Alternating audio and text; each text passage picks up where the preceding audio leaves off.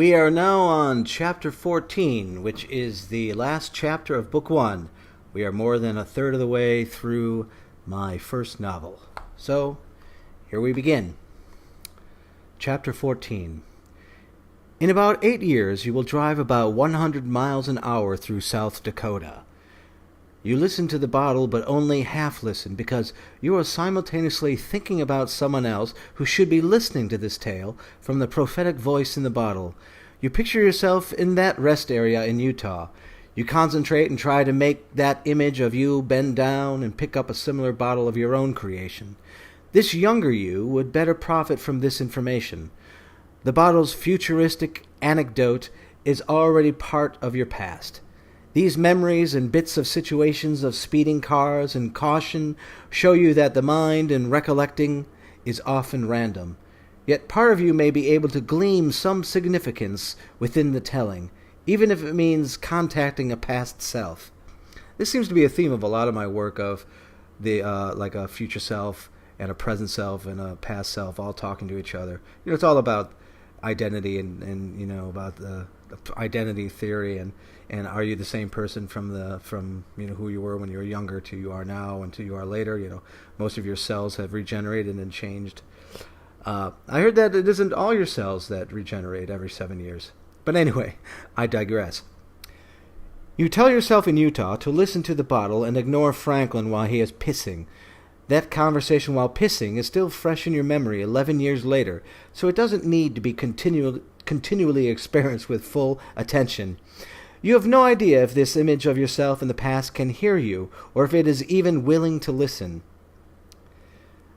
Dodging death in the Badlands, plowing through sheets of rain and swerving around bolts of lightning while blaring the demo of Semi-Famous's newly anticipated release after a 2-year hiatus, while taking your baby sister Joan to Seattle. It is funny how morals and priorities can alter over short periods of time. See how there's that little switch I did there. I changed it from my older sister to my baby sister. I don't think that's on accident. I think on a lot of these chapters, I changed little teeny small details just to play with the idea of memory and what's real and what's not. You feel a bump from behind. You ignore it.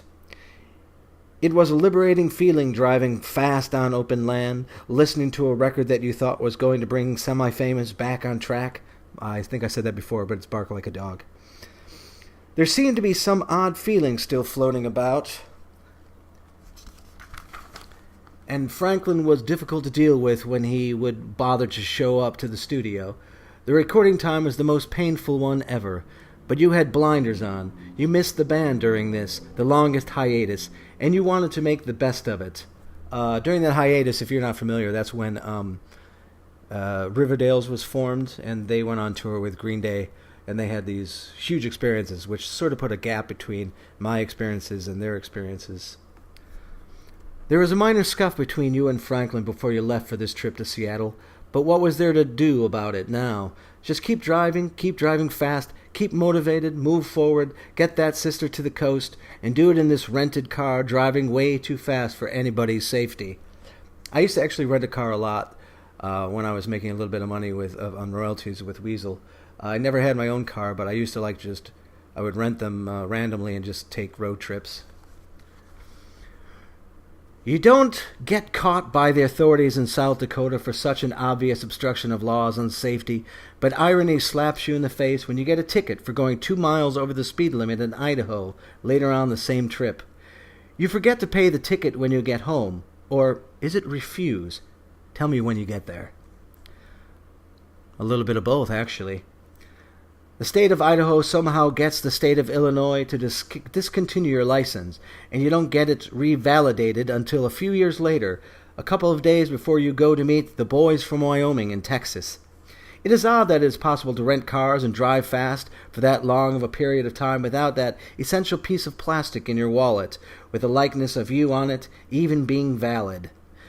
Your $25 ticket turns into a $350 fine in Idaho and a $50 reinstatement charge in Chicago, plus some mysterious $20 fee in Springfield, Illinois, home and resting place of Abraham Lincoln. The payment may have seemed too silly to pay. The ticket was undeserving. In that situation, you should have been honored as a hero. Legends should have grown from your actions, or so you thought.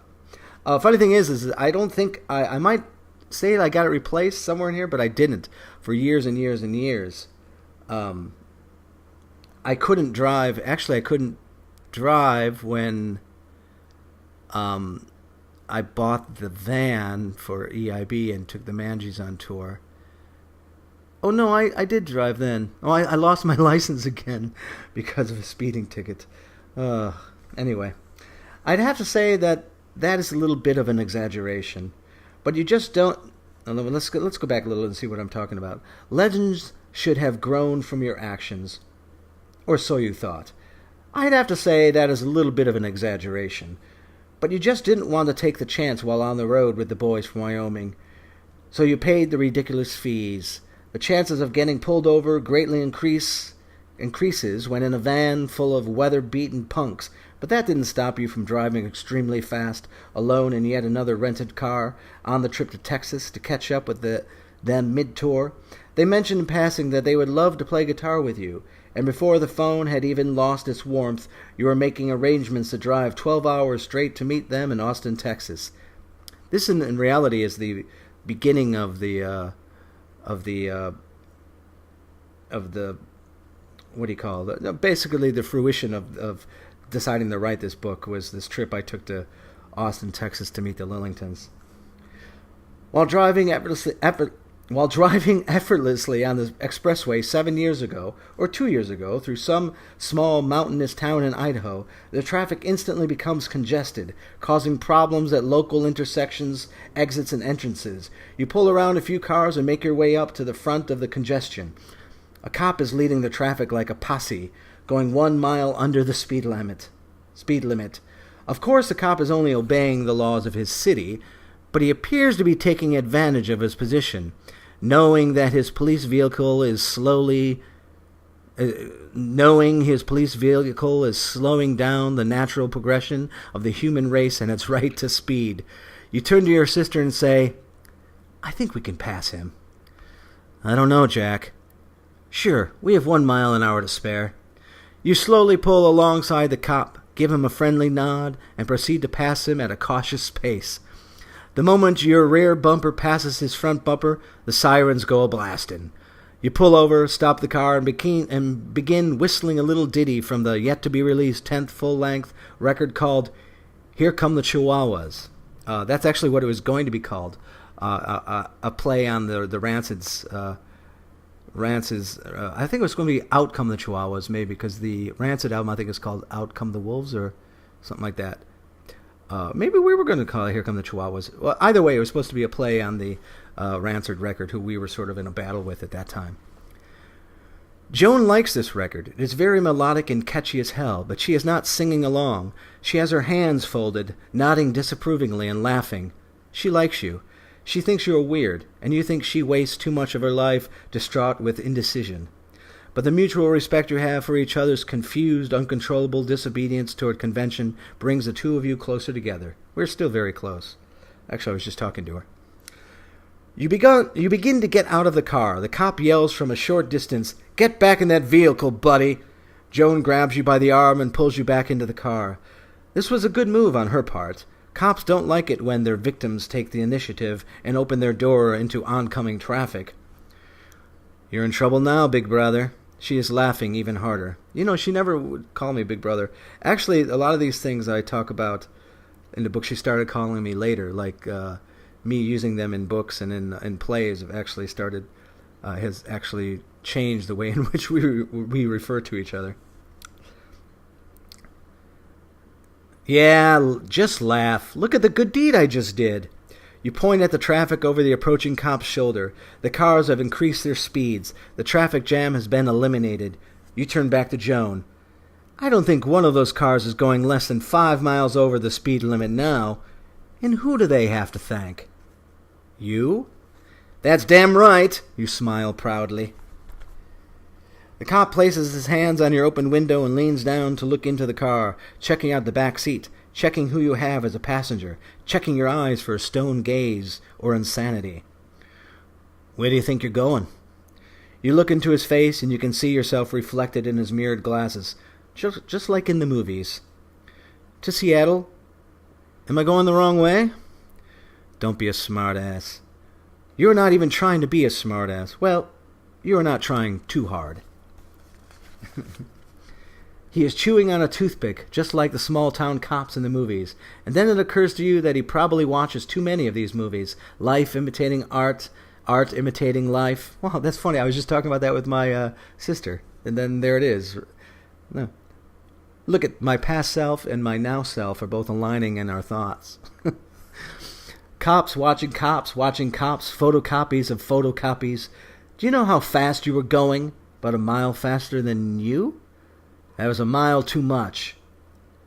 That was quite a good cop response. And then you retort, weren't you going too slow? This question may be antagonistic, but it is truly the question you want him to answer. No two speedometers can be that synchronized, so perhaps this bust is a mistake on his part.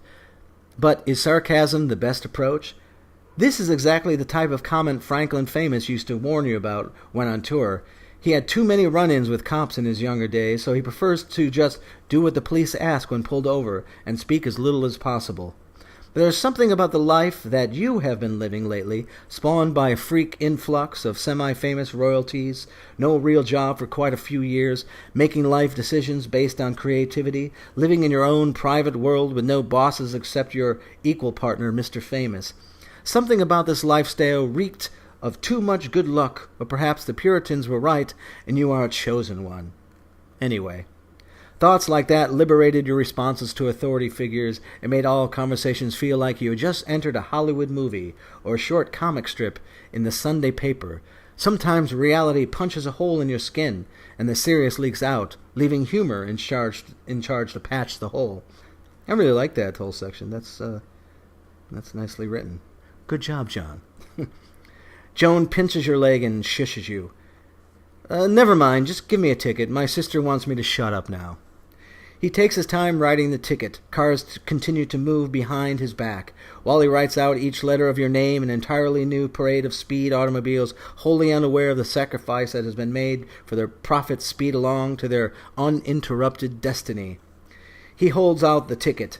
The court date is printed right here. He points at the back of the ticket. The date is smeared. There's no way to read what it says, and he doesn't care. That's your problem. He gives no indication as to what month, day, year, or lifetime the court date is to transpire. You take the ticket, shove it into the glove compartment, never to see it again. Roll up the window and drive away while casually watching the parked police vehicle in the rearview mirror as it fades away over the mountainous highway. Then you begin to moderately increase the acceleration until the car moves beyond the speed limit, putting a safe distance between this ticketed rent-a-car and Idaho, passing the pilgrimage of cars who owe their quick exodus to the martyr who eventually loses his license to hubris. Where was the lesson in that? The voice in the bottle has changed. The voice sounds familiar. Hello? You assume that is your own voice you are hearing. It is hard to tell. It is always weird to hear your own voice from outside of your own head. Just so in case you didn't catch that, this is why quotation marks and things like that are important. That whole section I was just reading was, if you didn't catch that, was actually coming out of the bottle. I had the bottle up to my ear in Boston, and it was telling me the story of me back in Idaho. The bottle has become a telephone of sorts, allowing a conversation to take place over distance and time. It is a funny image to picture twins in different locations, in different times, holding soda bottles to their ears. I'm sorry. I thought the story was going to be different. It didn't really elaborate on why we had, or will have, in your situation, the time to drive Joan to Seattle. And it didn't emphasize how much we enjoy the road, driving from state to state. It didn't talk about the trip back by ourselves and how we listened to that record over and over again and picture playing these songs on a stage, any stage. Well, it's good to know that there will be more records in the future. I guess touring will keep the band vital. Gotta go! That's my little irony to myself that my past self doesn't know how fucked up things get in the future. But that's just itself. You're not listening to what I'm saying. There is no more touring by the time that record comes out. Your favorite element of the band disappears pretty quickly. Hello? Hello? There's no dial tone. The bottle just falls silent. You should know better than to think you would listen to advice coming from someone in a bottle who claims to be you. You know, I think this really would be a great movie. It's got a lot of weird, surreal stuff, and I think that'd be fun to film. You place the bottle back on the ground and watch it as it begins to spin on its own accord. The ground is much blacker than you had remembered before you listened to the bottle, and this puddle looks smaller. The ground that your hands rest on is no longer made of concrete. It is old, cracked, rocky tar. You look up and see a figure running towards you. You hear a fast-moving car screeching from behind. End of Book 1. Yes, we did it! Thanks, everybody. Thanks for listening. Hey, gang, if you're enjoying these Weasels in the Box readings, I know that I am. They're just really fun to me to review it. And there's about a handful of you. There's like 30 to 50 of you that watch these. And I really do appreciate it. And I hope it's fun for you, too. There are two things I would like you to do to help out. Things are kind of rough lately. I have a Patreon going and a GoFundMe. The Patreon is like a year-long thing where you can donate $2 to $5 to $10 a month, which would be like $26 to $60 to $120 a year, to help me continue doing these Weasels in the Box and a bunch of other things. There's also a GoFundMe, which is for a book that I'm writing with my mom about her life. But you can also, if you only want to do like a one-time donation, you can actually donate there, and whatever goes into either of these is going to help me survive for the next year. I will put the information in the links below, so thank you very much, and I look forward to starting Book 2 with all of you. Bye-bye. Well, you're outside looking and packing your finger at me, and you know that's a really good way to lose a thing. But I'm not gonna bite this tongue, 'cause I know that you think you're right. But the facts of the case indicate that you're out of line. You're a chronic pest, you don't know what you're talking about. But you cause such a horrible stink when you open your mouth. And you couldn't be any more wrong, and you're not gonna last too long. You don't wise up, 'cause you're just about to get back on. Oh,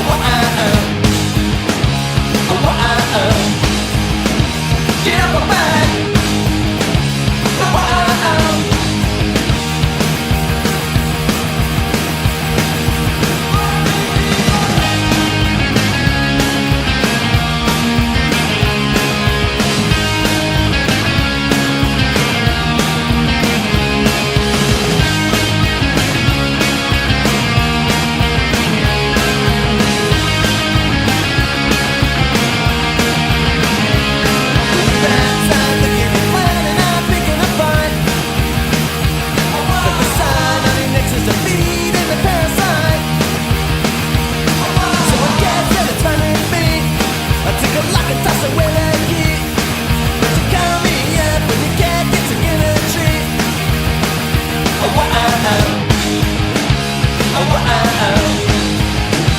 Get up and back. Get up and back.